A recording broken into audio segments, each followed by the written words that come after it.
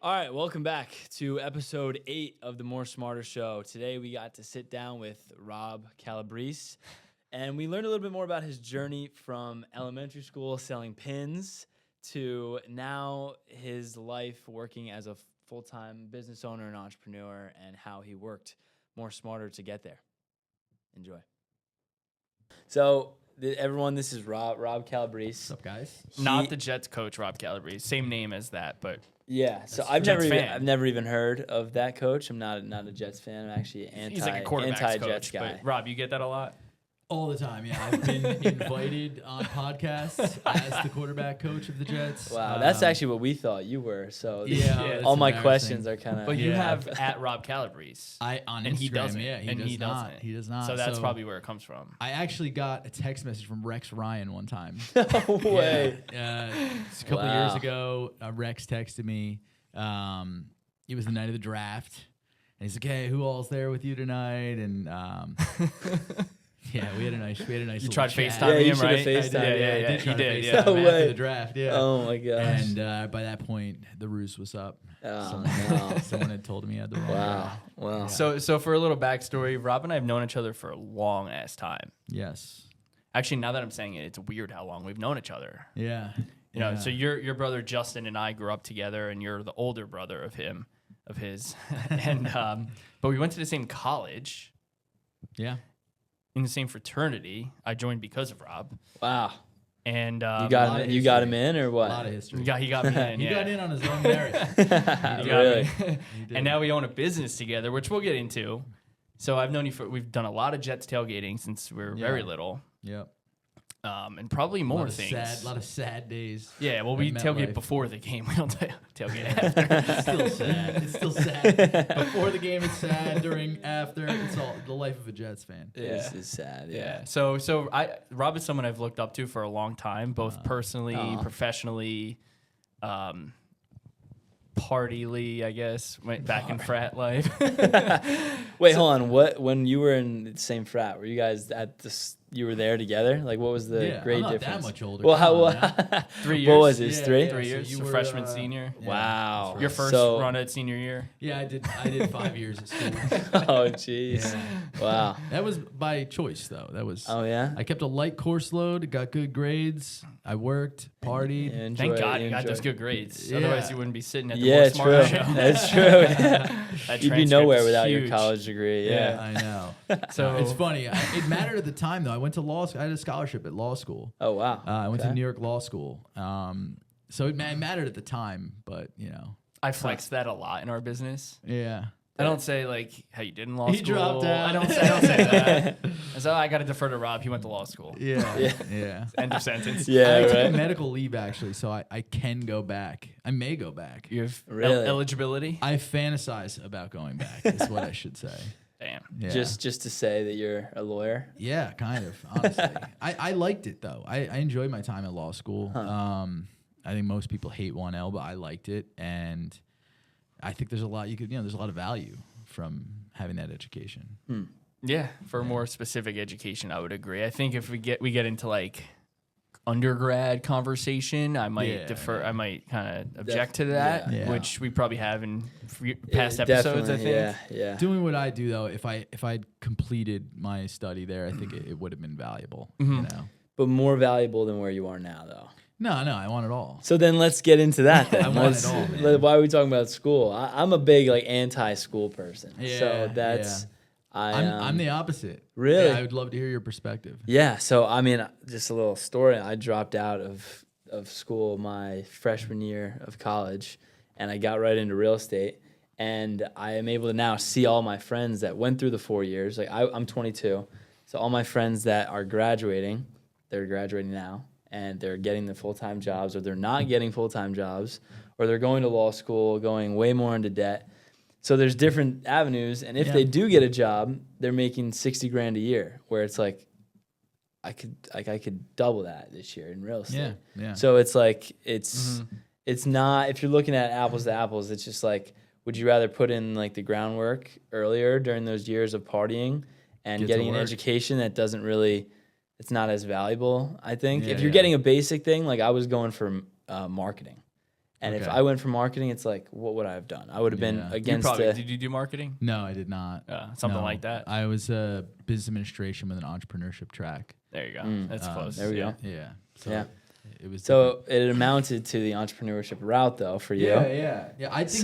I think it's valuable for an unorthodox reason. I was fortunate enough to have a scholarship to undergrad too, so the cost wasn't there for me, but I learned not in the classroom, but I worked through college. Like so, I started my first real business was in college, and I learned so much about business and people and marketing and all while I was in school. So it's the same sentiment as what you're saying. It's true. But I felt like college is a playground where you can experiment, and I tried things professionally that there was no risk. It was in a college environment. I actually agree to that. I would say, to elaborate more on my original thing, I think that college is bad for 40% of the population. Yeah. And maybe more even. Yeah, I would say 40, 50, it's an 60%. Playground, It is very, very You're expensive. not kidding, yeah. And then, because the thing is like when you do that, you can take those risks but let's be realistic. How many people are actually taking those risks and working through college and getting scholarships and doing all these different things in comparison to the people that are going into so much debt? I know. And are not doing it, like they're like barely getting by through school. They're just enjoying their time for 4 years. I always thought of it like you're gonna enjoy the 4 years, and then the rest of your life after that is gonna suck. Yeah, that's fair. For the average person, maybe it doesn't make it's not the best investment. Because then after AI that, too, right? I mean, exactly. Not all your answers. Exactly. Because then after that, though, what's there to learn anymore? Yeah, exactly. Yeah. But then you're now working for an employer to pay off this debt that is now haunting you forever, that you can't you can't go bankrupt from. So there's a whole bunch of It's hard. Yeah. So Rob, can you talk about some? This is the More Smarter show, right? Yes. So we talk about how to work more smarter in life, and a lot of times that means business. Yeah. Can you talk a little bit about your experience, maybe businesses you own or manage, and all that? Yeah, absolutely. So, should I start with my background and where all I got here? About you. As I mentioned, I've been in business for myself my entire life. I started my first business technically when I was in elementary school. I wanted to make like custom pins, like you'd have on your backpack or something. Okay. And when I was in third grade, my parents got me this button maker. So I would like print out designs at home, make these buttons, and sell them at school. Huh. Nice. A lot of chocolate milk. And I was Currency. killing it. Yeah. I was killing it. Yeah. And no, I was selling them for like 35 cents a piece. I remember. Wow. That's sick. And I ended up the school got me in trouble. Once I got to fourth grade, I kept doing it. I was like, now I got a bigger audience. I got the fifth and the sixth graders. I can get them. New school. Yeah. I was pumped. I had all these ideas, new pins I could do, and no, the school was like they treated me like I was selling drugs. Straight up, it was a whole thing. They super discouraged me, and my whole life I've been a real I have an issue with authority a little bit, I would say. And I think it kind of stems from that. And my insistence to remain in business for myself kind of because... Shit, so we were in the same school. I was in first grade. You probably sold me pins. You probably ripped me off. Dude, yeah. Ripped you off. I was selling you that Jets pin early on. Yeah, damn. Yeah. Chad Pennington pin. Yeah. There were I had two sizes, too. 50 cents for the bigger one, 35 for the smaller one. I don't think I had that much, so I don't think I bought it. Yeah, right. Yeah. Wow. So they shut you down, and then they opened up a pin store in the cafeteria. That was it. Is what they did. Yeah. Stole my idea. Yeah. I did a bunch of little stuff from there. I had a business, snow plowing, when I got my license when I was 17. I actually exited from that business. I sold it, which was crazy. I sold it when I was like 21. Just the accounts? I sold the whole business, the name, the route, the whole. That I think you actually did my parents' house, like where I lived. Yeah. I remember that. Yeah. We would always call you. Yeah. And that was during the time of college. So you were I was in school when you were at home. Yeah. Huh. Yeah. So I would come home for winter break, and I was doing it, and then finally I was like, it's time to move on from this. So I sold it to a landscaper. Nice. And it was a sick exit at that age. Yeah, I bet. My first exit at 21 or something, 2021. I worked in music for a long time. I managed producers and songwriters. That was where I really kind of cut my teeth, was in the entertainment industry. And, all the while I was working in music, I was investing in real estate. And when I had kids, I got out of music, started a construction company, and now I also have a property management company. That's pretty sweet. Yeah, I have a really crazy circuitous route to where I am today. Yeah. Wow. It's really awesome because we're partners in a management company, and you often make connections from your music experience to the management experience, All the time. or the property management, which is way different than music. Yeah. But there's a lot of the same principles, right? Yeah. So I guess, can you talk about that, like the systems you may have learned or may have sucked at first, but now you're better at? Yeah. And you probably will suck again and then be better in 10 years? Yeah, that's always what it is. Yeah, I mean, it's at the end of the day, you're still managing, right? So I managed producers and songwriters. Now I manage condo associations. But it's a lot about organization, not letting things fall between the cracks, problem solving, of course. You're always presented with unique issues. Communication is huge, right? And there's also the branding and marketing that you get from music, any business, it's valuable to have good branding and marketing and know what your identity, a strong identity, is so important. And, it's funny, we just implemented something in our business that I did when I worked in music. We do this thing called the Weekly. And every Monday morning, one of our employees goes through every single email from the company for the last week. Now, it sounds crazy. It's a lot to go through. But you go through every single email for the last week, and you put this list together, bullet point items of things that are being done, have happened, and it keeps you so organized and on task. And you can work off of that list, but the real value in that list is actually doing the work of preparing it. It keeps you really informed, and the double benefit for us is that email goes out to everyone at our company. And now we all are aware of everything that's happening. Say someone's out for a day and a question comes up, we can refer back to the Weekly and say, oh, well, what's going on? And the cool thing, too, is the longer you're doing this, let's say a year, 2 years from now, you're like, oh, man, didn't we wasn't there a company we used to do X or Y? And you can search back, VPM week of such and such 2024, and there's all these emails every single week. Wow. There's that email every week that you can refer to. It's pretty sweet. I would think if you had like a totally irrelevant company that you were managing, like Build-A-Bear company, I just thought of something, then you would also have a Weekly. That's kind of what you're saying. It's transferable. I think you could use it in any business. Yeah. I think it's like, look, it's easy to miss an email. It really is. And there are so many tools out there, and I'm a big tech guy. Love that stuff. But I think there's something to going back and reading every single email you sent and received for the last week. It's so tedious. But it really doesn't let you miss anything, and make sure you're so aware of everything going on with your business. And I think there's a lot of value in that. Yep. Yeah, wow. So you probably also, with that, make up the certain points of like, all right, this question's come now 3 times from 3 different people. Let's get ahead of this and make sure it doesn't happen the 4th time. Like, that's obviously stuff that you would do. That's a great point.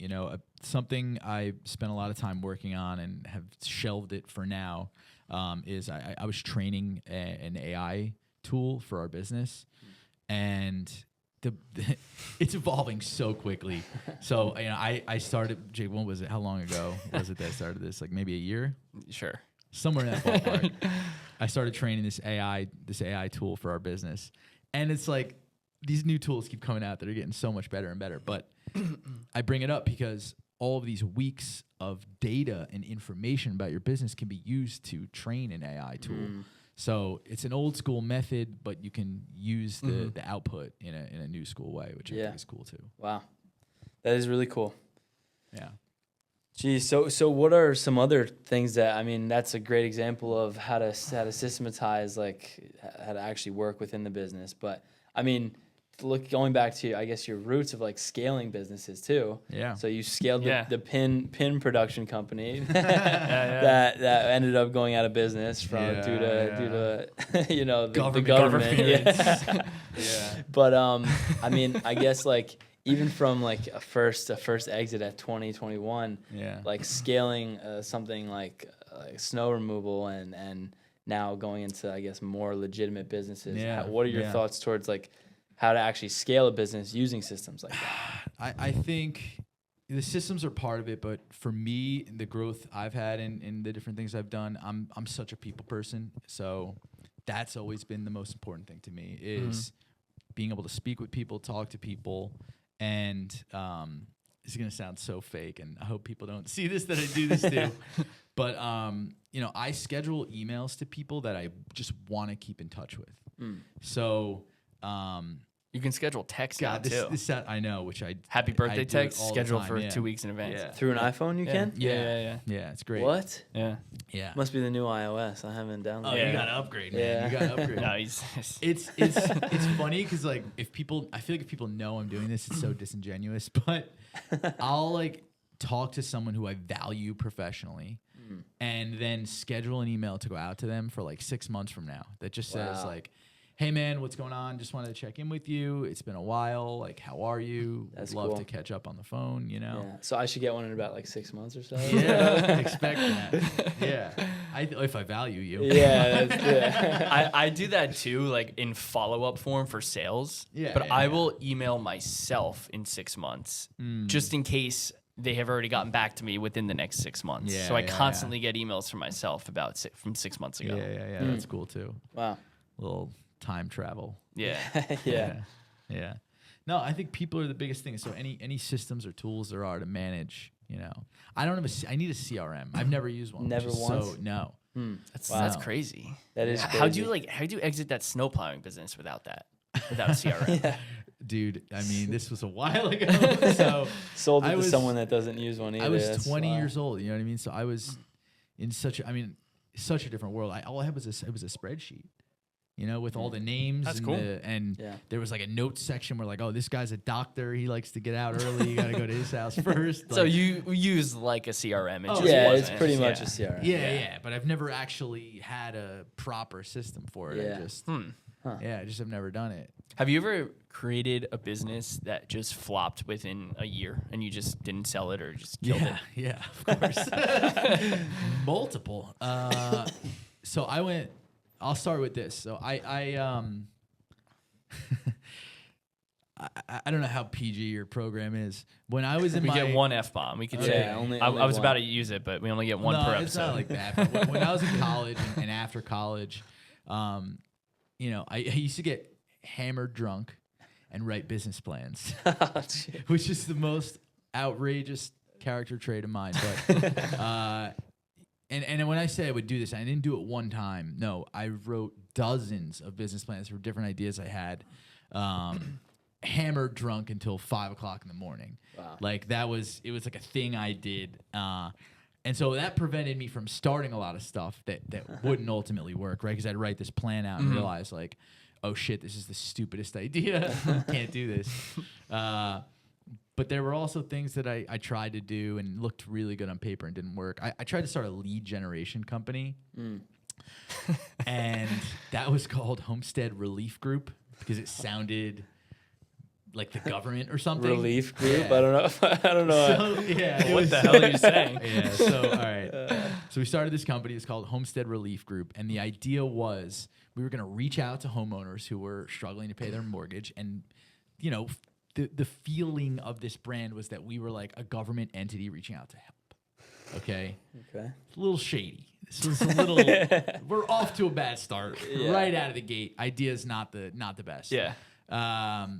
So I built this website with this family having a barbecue, and it all looks so Yeah, friendly and happy. And it's like, you know, picture like a commercial for some ridiculous medication or something, you know, and everyone's like happy and chill, and it's like results may vary. Like, that was the vibe. And so I sent these mailers out, and I had people calling, and Homestead Relief Group, and we had this badge and this seal, and we're official, and da da da. And it was just from the start, it was so disingenuous, and it was so. You know what I mean? I do know what you mean. That's huge. It was so inauthentic, and you could smell it a mile away. Yeah. Dylan and I talk about that with sales being realtors. Yeah, Exactly. Like other realtor, like owner, like broker owner might be like, okay, practice your objections and practice your scripts. Yeah. I'm like, no, I don't want to object. If someone doesn't want to sell their house, there's a personal reason. I'm not going to tell them to sell their house. Yeah, that's I hard. hate that. It's disingenuous. Yeah. It's tough. If you're not, I think there's two things too. It's that for sure, but also, I started that business not to help people. I started it to help me Make money. and make money. Yeah. Same with an objection. It doesn't help the seller. It helps the realtor. Exactly. Yeah. Exactly. But I think, when I've actually had success in a business, it's because I look at something and I say, this is a problem, and I think I can help to solve this problem. And legitimately, the goal is to help people, and then that's, now you can actually bring value and make money and see success. And when the focus is just like, what can I do for me?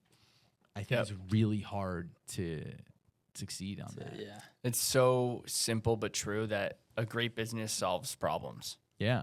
It's what it is. I think we said that on Frank's episode when he was being interviewed, how we described that a little bit. And I try to think of businesses all the time, sober, not drunk. And I will write out, I'll talk to my AI bots about businesses. They know the effed up things that go on in my brain, but it's always problem solving as the nucleus. Yeah. Yeah. I think being a little tipsy probably would help a little bit. You got the Creating juices it. flowing. Yeah, I it was about works. to It say, works. Yeah. Yeah. Yeah. I need to go back. So I had a subscription to this website that I would build them on. It would be so funny to go back and look at some of these my ideas. gosh. Yeah, right. I was gonna open a paintball place. I came very close to opening a music venue in Hoboken, which I Really? still don't hate that idea.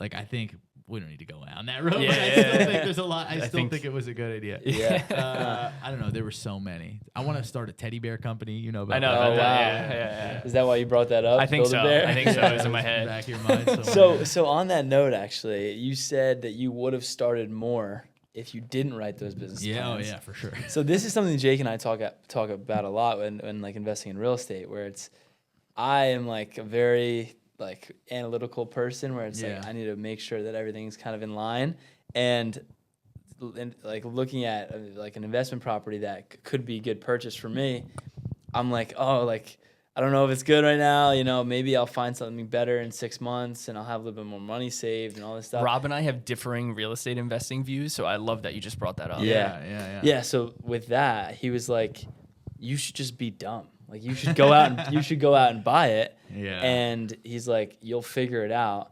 And then also you're getting started. So You got to break the ice. Yeah.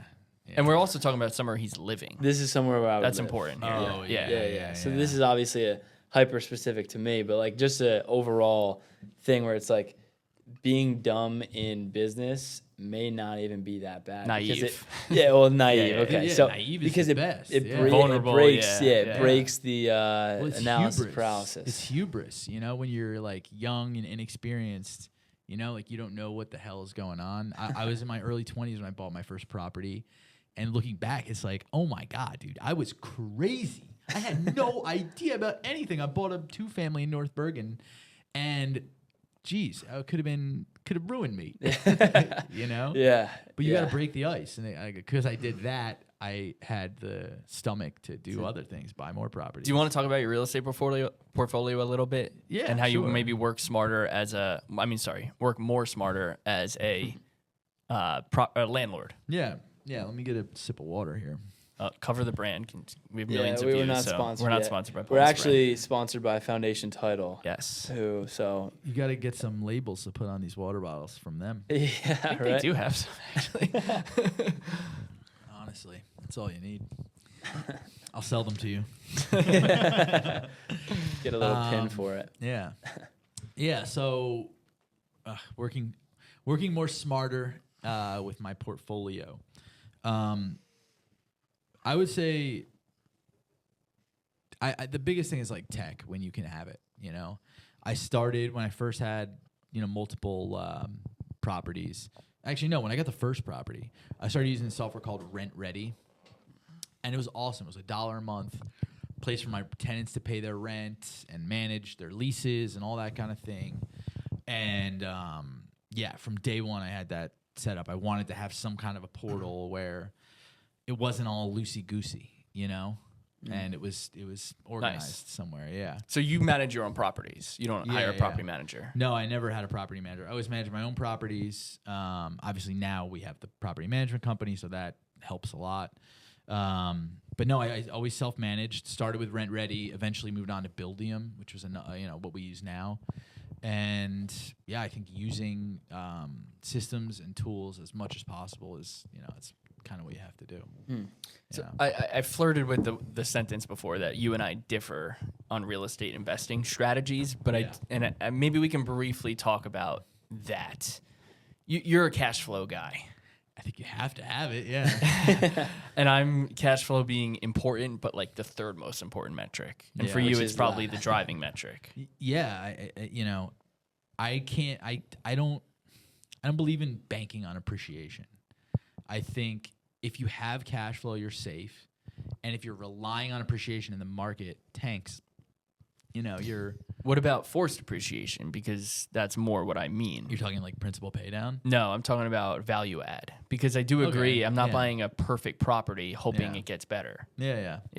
No, I think that's reasonable, but we've seen it happen where even when you add value, like a forced appreciation, like you called it, the market could still turn and you could invest all this money and kind of be at a break-even point at a place that's not cash flowing. And for me, that's I don't know. That's my tough. bigger fear is that if the market turns, it's not the value of the home that goes down, it's the tenants lose their job. Yeah. And they can't keep up with the rent that we are valuing cash flow. Yeah, that's fair too. Yeah. It's hard, right? So I'm not a kid, but I'm 35. So my real experience in real estate's only been 15 years. No, not even. 12, 13 years ago, I bought my first place. So I bought when everything was kind of flatlined, all right? And I kept buying as things were growing slowly, and then everything kind of skyrocketed. And so, doing great, but have not seen a crash. Yeah. I don't know. Same. Yeah. I have less experience. So I definitely feel naive when I start saying things like that. Yeah. But that's good, right? So yeah. Right? Talking about. Yeah, exactly. Until it happens. But that's my fear. Is like I'm obviously less experienced than both you guys are in the real estate world, but I'm also in it every single day now, and I see that it is kind of like it's at a peak right now. Yeah. So if I look at this specific house, which I did look at when the current owner bought the house, 2019 for half the price. It's like, okay. I mean, the condition was also... Well, totally fair. Yeah. But it's hard. like, okay, why? Like, let me just wait until I can find something similar to that. And that's where like the mindset would go for me, I guess. Tough. The waiting is tough. We'll be on the More Smarter Show episode 300 and be like, it's not the right time, guys. I don't know if this is relevant to what we should be talking about. I don't know. I don't know if the market is going to collapse. I don't think it is.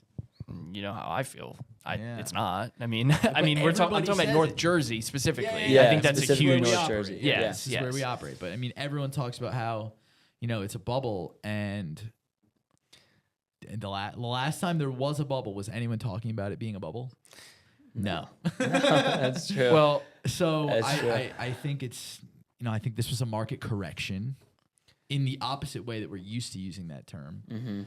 Well, but it will still be a correction. Like I agree. I don't think that it'll be a crash because working with the amount of buyers that I'm working with now, it's still seeing the multiple offer situation like that. That wouldn't happen. There's no inventory. Exactly. There's still no inventory. That's it. Yeah, and that's why North Jersey's exactly. It's an exception. Yeah. So when we're looking at that, like it's still super competitive. People are.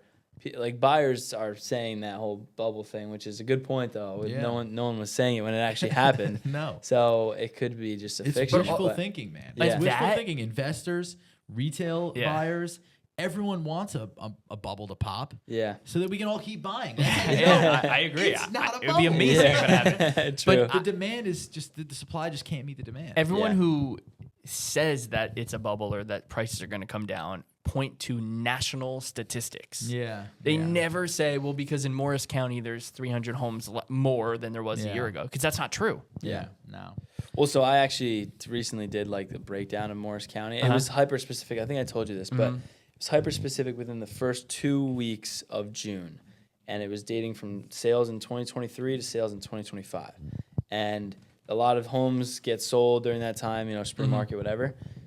There was a jump in average sale. Now, obviously, could be, you know, this is through everything. So it's like Condos. $200,000 Gotcha. condo and a $3 million house in Harding, whatever. But so it went from 269 houses being sold in 2023, and then now in 2025, 205.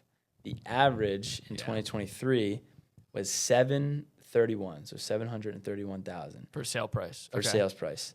Now it's 866,000. Yeah, that's wild. It's insane. It's interesting because the dollar volume didn't change much, but the unit volume decreased by Dropped. almost a third, right? Yes. Yeah. Yeah, it's wild. So it's insane watching that, and that's where we're going to continue to see the multiple offer situation. But getting back into tune with the more smarter show, I want to learn a little bit more about your progression in real estate investing. So you bought that first multifamily in Bergen. Bought that first place, North Bergen. I was working in music at the time. Dropped out of law school, signed my first artist to Universal. Went out and bought this place instead of buying a car or something stupid, which was sick move.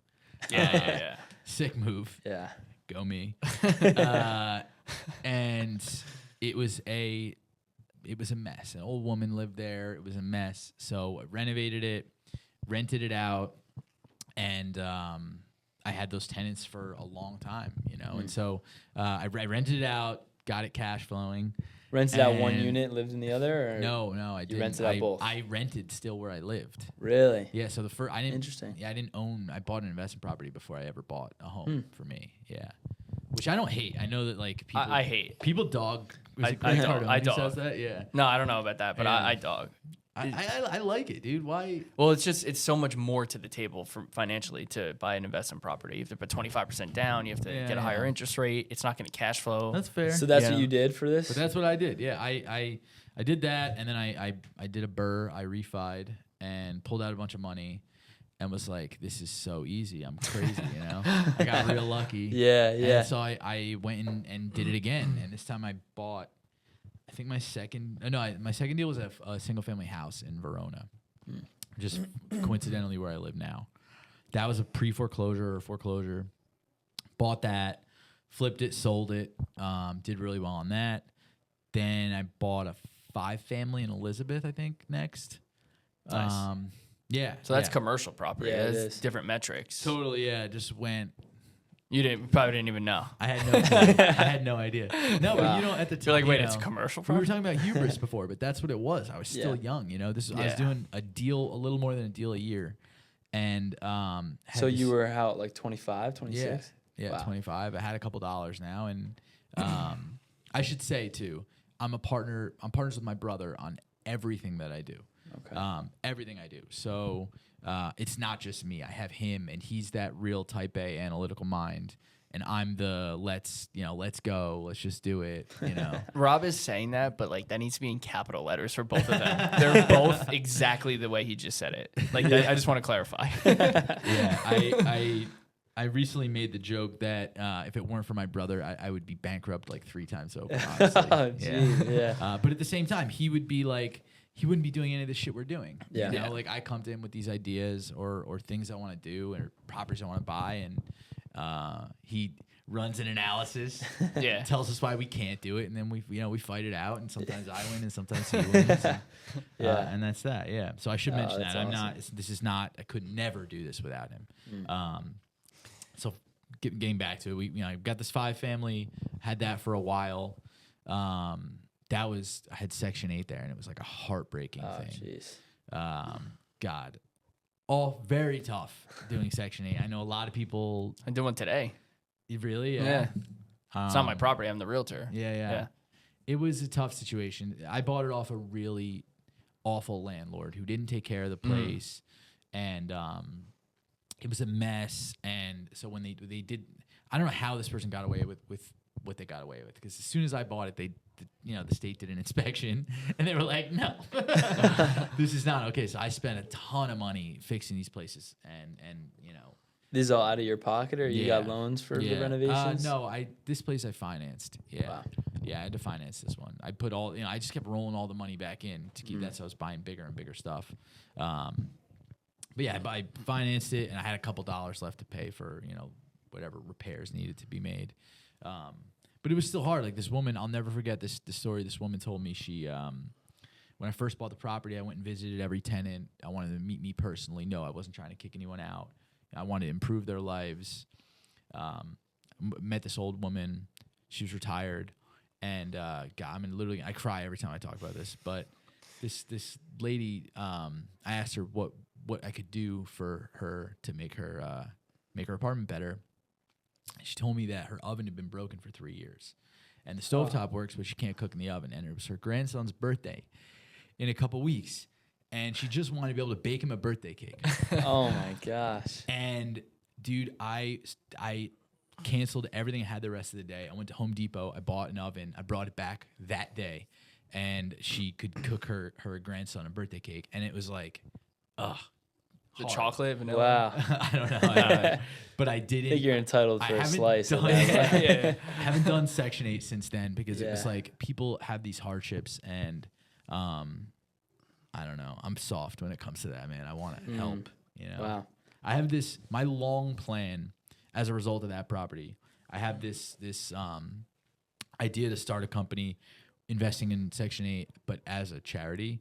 So we will buy Section 8 housing. If there's appreciation, great.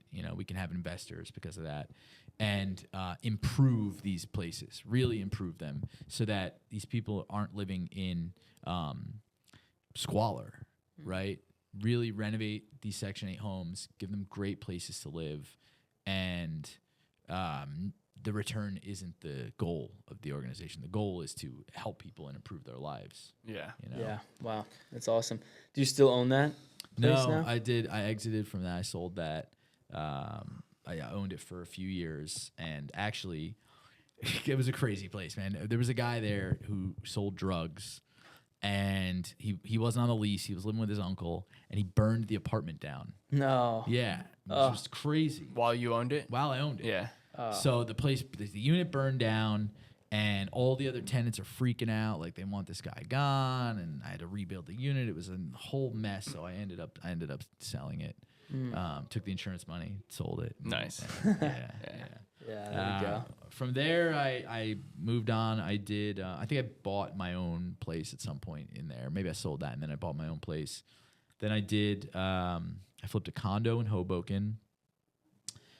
I did 4 condos in Hoboken after that. Then I bought half a building, an 8-unit building. I bought 4 condos in there, turned them over. That was a big deal. That was like a 3-year-long project. That was crazy.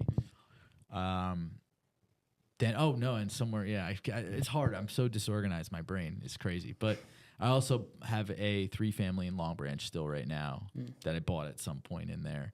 And a single family in Long Branch that I bought at some point. Okay. Too, yeah. So there's a lot there, obviously. Yeah, that's all within like a little over a decade. Yeah, right. So, I haven't bought anything in the last 3 years. Okay. So I was really, really active, and then the market got super hot, and I got spooked.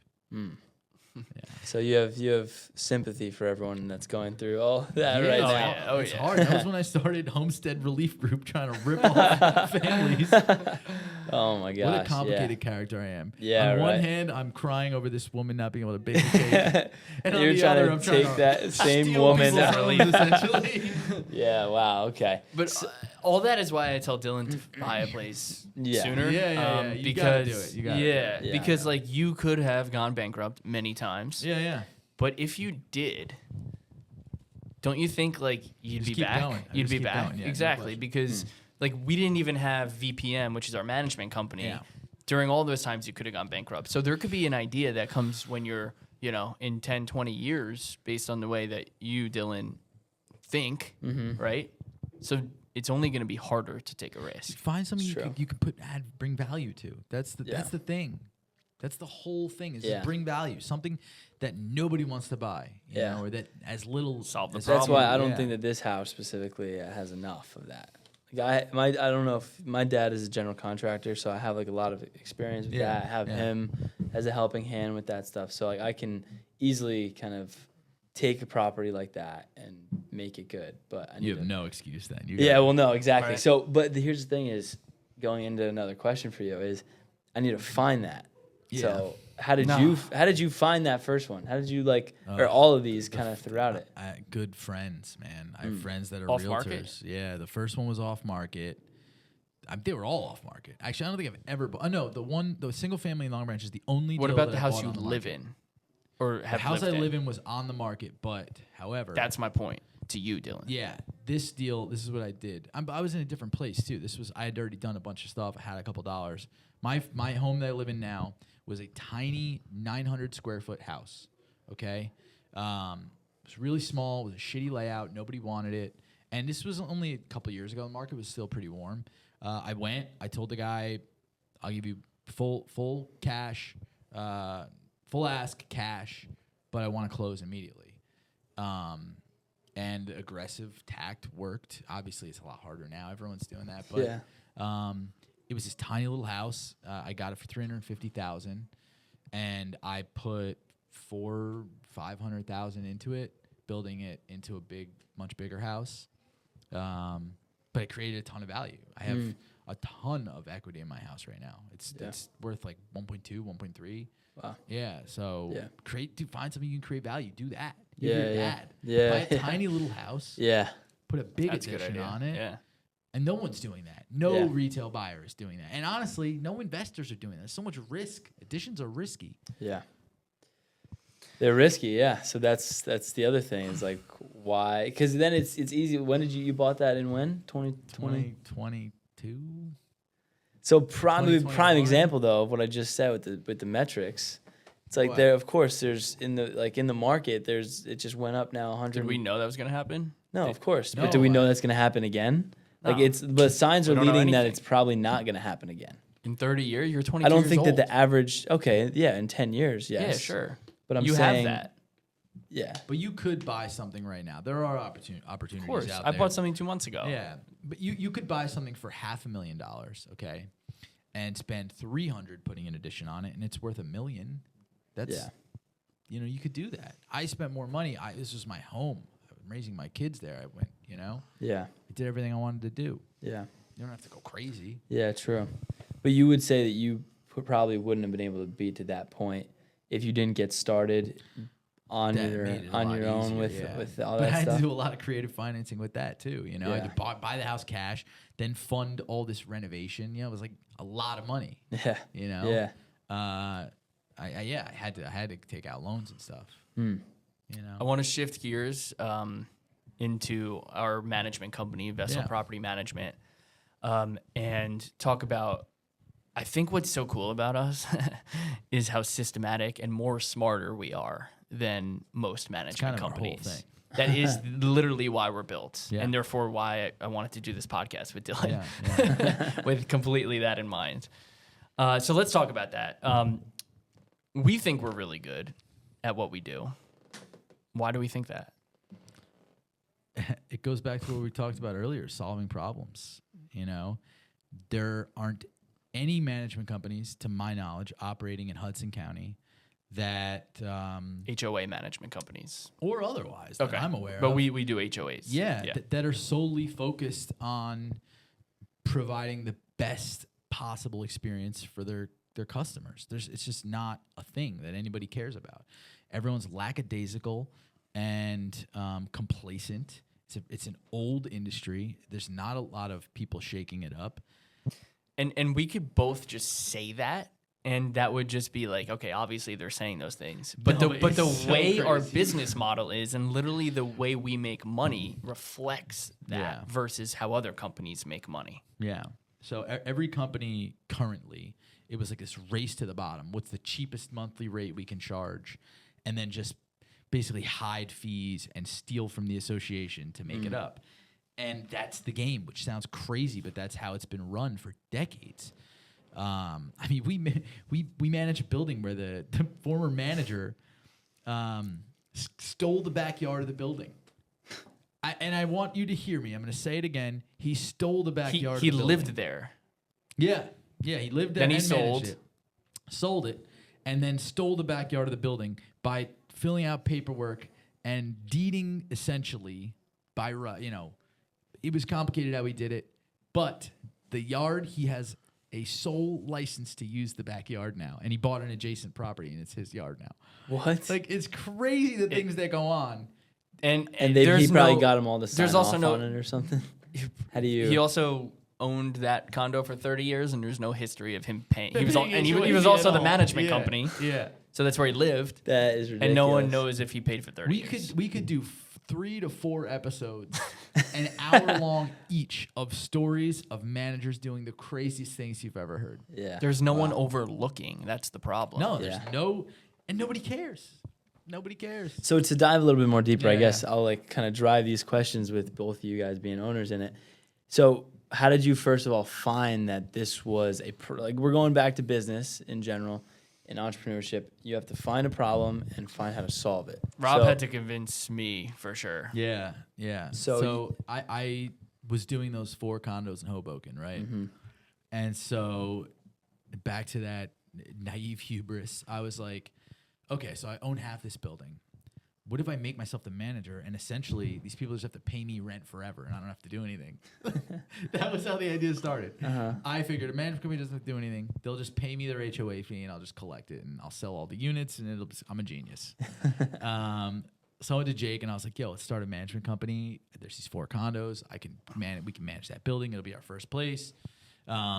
You were working for another management company at the time. Yeah, I was. Way different. We Yeah, weren't doing they HOAs did or anything. rentals Yeah, and different Airbnb things. and stuff. Yeah. That was prior to starting? And some overlap, yeah. Yeah. And, Jake was unsure about it. I think you didn't know if I was serious. For sure. I mean, that's Yeah. always part of it. Like, Yeah. just like anyone who brings an idea to you, you don't know, Yeah. you know? We went to my brother, of course, is involved, Justin, and Lonnie too, a friend of ours, and it's the 4 of us. And we met and we talked about it. And I mean, how long were we talking about it before we actually managed a property? I mean, we had our LLC in place for like a year before we actually got our Yeah. first building. Yeah, Wow. it's So- a miracle that anyone hired us. That first building that I owned half of, we don't even manage it. We never managed We it. didn't Re- get that. Never- Even we now? didn't get it. No, even we now. didn't get it. Yeah. How? Isn't that Someone crazy? else is like the... They don't have a manager. I sold the units thinking, oh, this is like, I'll still get it, No, they didn't want to do it. Really? So we've got the partners together, the 4 of us, my brother, Jake, Lonnie, and myself. And, we met for literally like a year on my deck trying to figure Oh, out. I forgot about that. Yeah. I brought Coronas. Yeah, you I did. remember. Oh, you had good Trader Joe's chips. Yeah. I forgot about that. And trying to figure out how are we gonna do this? What's gonna make us different? Why is this a need? And I mean, it was immediately clear that every management company sucked. I lived in a condo for a while. The company sucked. The company that managed the building when I was renovating those 4 units sucked. My brother lived in a unit. It sucked. It was everyone in the management company sucked. They all suck. They're terrible. Most of them, anyway. Yeah. And so we knew the things we needed to fix, and we spent a lot of time talking about that and planning that and how we're going to do that. And I don't think we do any of the things now that we No, thought. that's what I was gonna say. Do you remember on your deck, we almost agreed to take over this like 100 unit in Parsippany, Oh my God, yeah, that would have in been Mountain crazy. Club. Like we had an opportunity to be the managers Yeah. of Mountain Club, which is like a huge complex. Yeah. And looking back now, like 3 or so years later, we are the opposite. Like that's totally against our business model. Yeah. So we were like open, I guess, to experimenting a little bit, Yeah. but thankfully we didn't go that route. So gathering from that's a large unit. So if you're going the opposite, I'm assuming it's small. Obviously, I know, but for Yes, the yes. people like it's 15 anywhere. units is the most that we have. Okay. And most are 8, down all the way down to 4 units. What's the reason behind that? It's an underserved market. Nobody cares. No one cares about 4 to 15 units. Nobody wants to manage HOA condo associations anyway. So it's a really tight niche that so far we are dominating. Everyone we meet with, there's no one that's focused on that specific sect. And I think because we're focused on that sect, we can better serve them. You know, you're naturally, when you have a 100-unit building, okay, and their management fees are in the 6 figures every year, and then you have this little 4-unit, and they pay you like $12,000 a year or something. You're easily going to be like, I'm not going to deal with this 4-unit. I'm worried about the 100-unit. Yeah. But my mentality and Jake's mentality, or all of our mentality is, let's get 12 of those 4 units and treat that like our 100-unit, every single one of them. Yeah.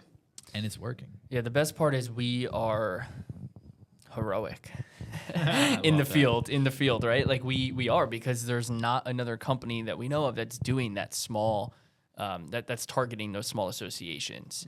So think about if you were an owner of a 4-unit, that'd be amazing, right? To have that one property that wants you, one management company that wants you. So that's all we do, Yeah. So it's from a sales perspective, who are you gonna go with? Someone who focuses on that. Yeah. That's totally.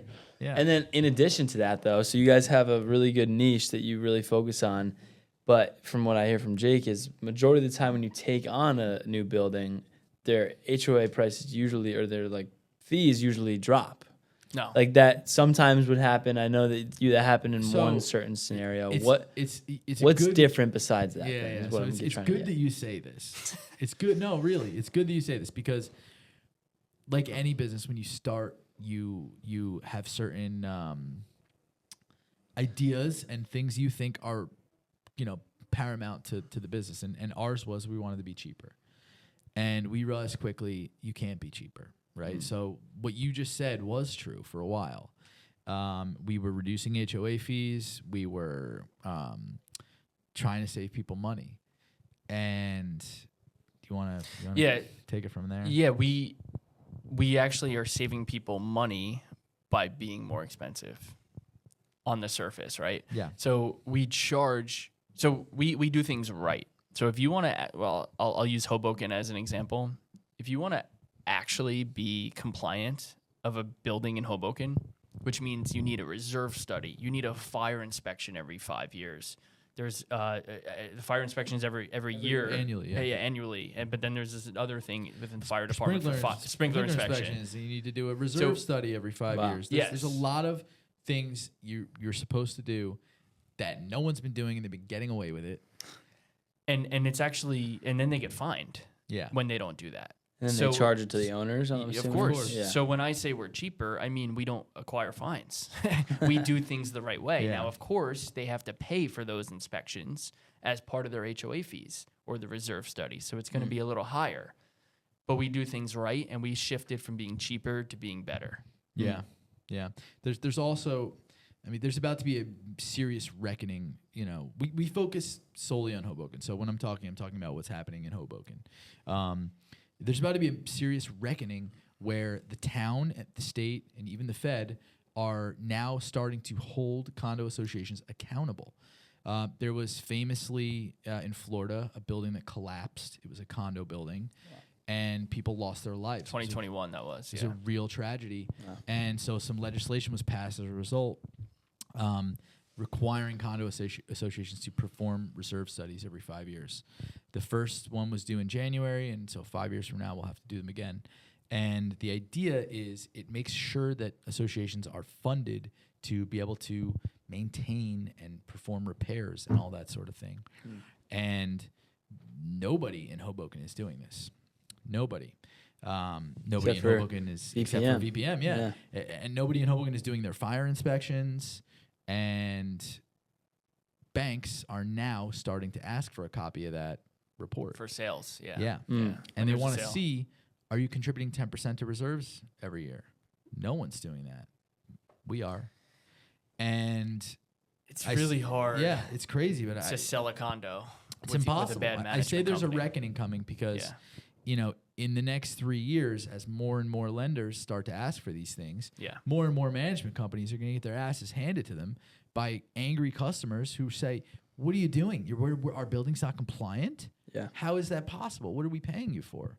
Well, that reckoning's begun, and that's why we've doubled yeah. our business in the last year. Yeah. Because they go to us to do things right. Yeah. And I And think those are the it's people we want. But it's also been happening too. So my brother was about to buy a condo in Hoboken. We manage this building, by the way. Now you do. I don't know 'cause if I you wanna cold say called the them address. Yeah, well, let's not say the address, but Can we say what street it's on? I'm guessing. Grand. Okay. and so it was about to buy in 2023. We were like 2 weeks away from closing, and we were trying to get in contact with the HOA company. No one would answer the phone, and we ended up 2 weeks before closing. Since we like put the offer in, we were trying to get in contact with them. Yeah. 2 weeks before closing, we found out that they had like $12 in reserves, Yeah. and that they were like charging special assessments. Yeah. For routine expenses. I'm Exactly. sure. And so they were uncomfortable with it, and they backed out. Yeah. And like that's And then unfortunate for the seller now, because It's they too just bad. lost.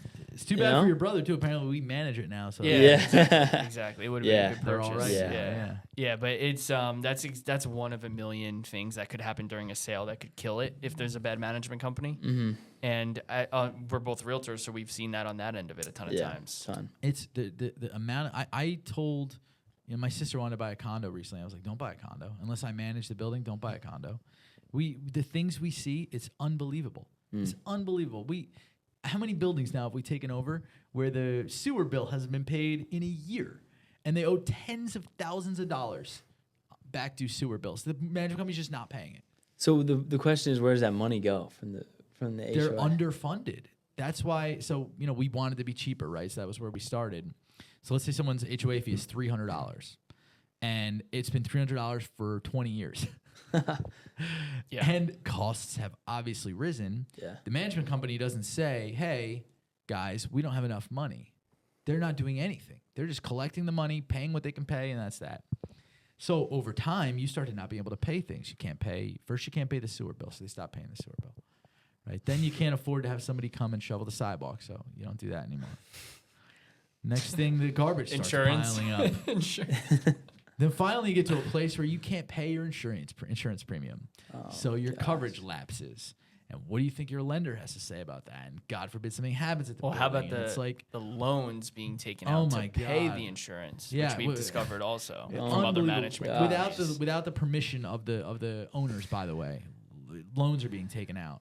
So then the bad guys come in and say, "Hey, if you actually want to do this right, we're doubling your HOA fee." It's not always doubling, but Yeah. in this scenario, let's It's an call it that. increase, yeah. And this is what it should have been for the last 20 years, honestly.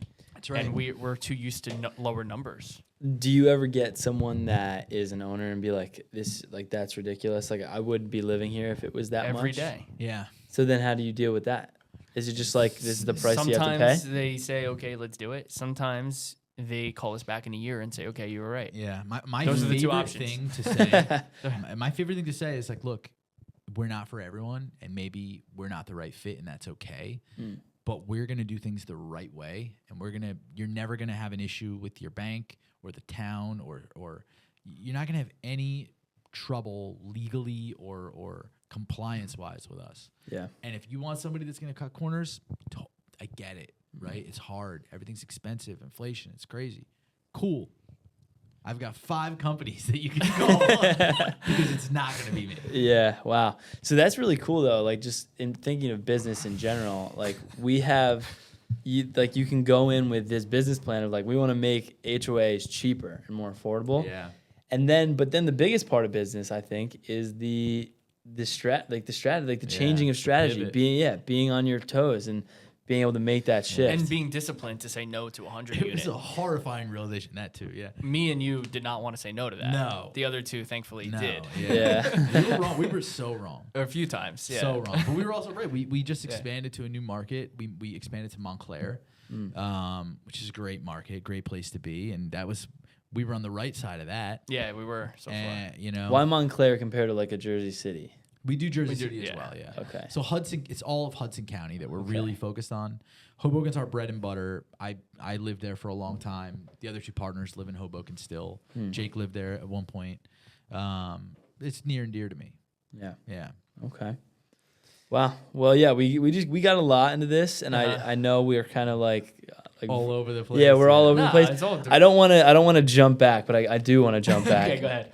So in the very beginning, you were saying how you do construction and you also do property management. We kind of just completely sidestepped the construction side. Yeah. So part of I'm gonna go from one point to another into this question, but buying real estate seems to be a big thing for you, and finding good properties to whether it's buy and live in and get equity in it or rental properties.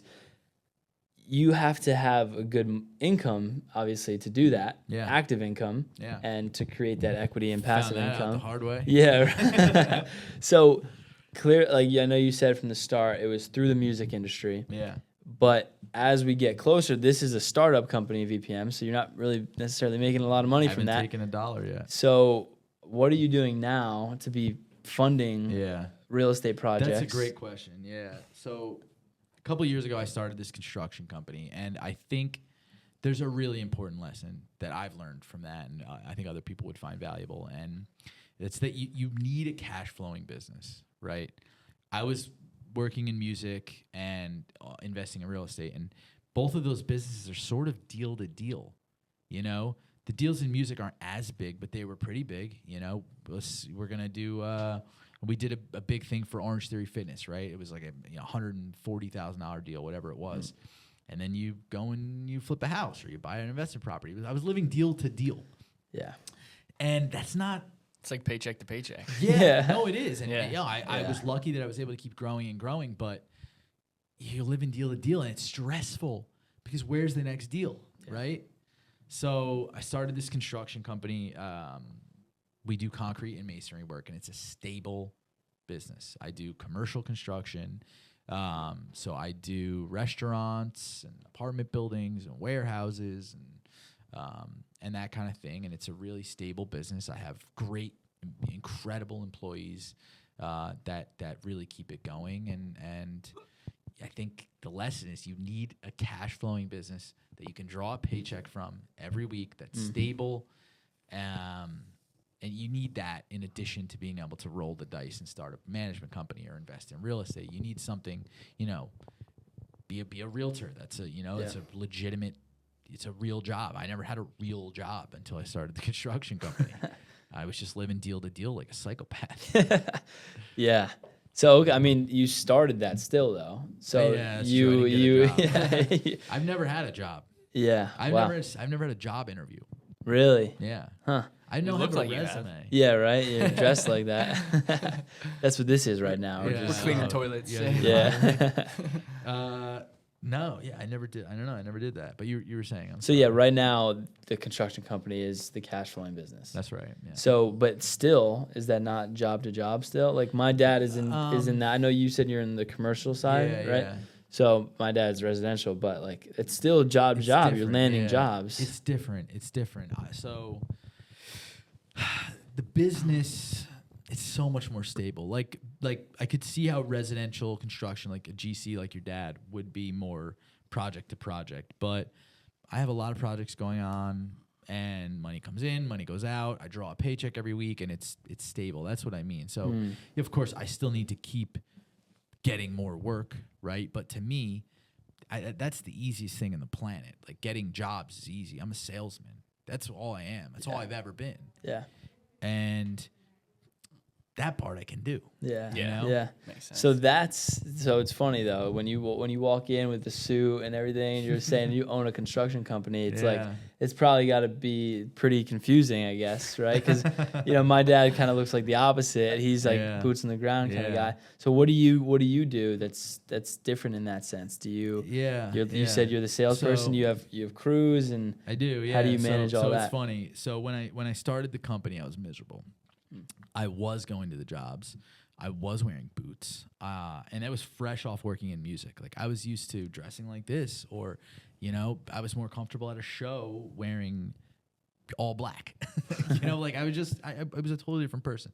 And now I'm on a job site and I'm wearing boots and I'm miserable. I get anxious even talking about it right now. I hated it, man. I hated it so much. So did I. When I was working Yeah. with him, I was like the foreman for a little bit. Yeah. And I hated it, dude. It's terrible. It was horrible. It's really hard. It's really hard. You got to be a certain type of person.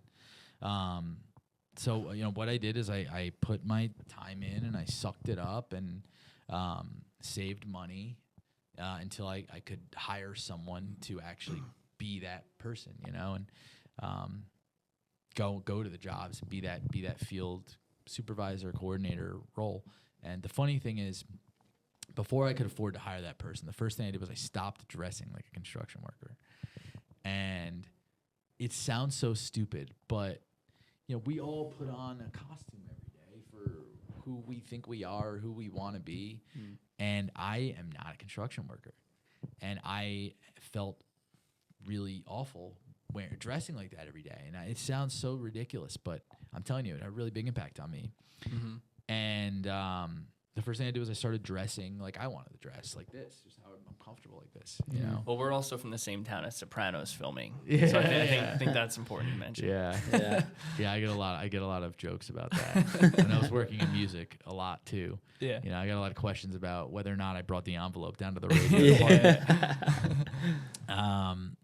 But yeah, so that was the first thing, and I saved, and I bided my time for 2 years until I could finally afford to hire someone. And now there's a kid that works for me. He's a couple years younger than me, and he's salaried, and he handles everything in the field. So I bid a job, I sell myself, I sell my company, I get the job, and then it gets handed off to someone else to actually perform the work and complete the job. I mean, I feel like I don't even have to say this, but I'm going to. That's the definition of more smarter, obviously. You're outsourcing your time. Yeah. And now you don't have to feel miserable going to work every day and work.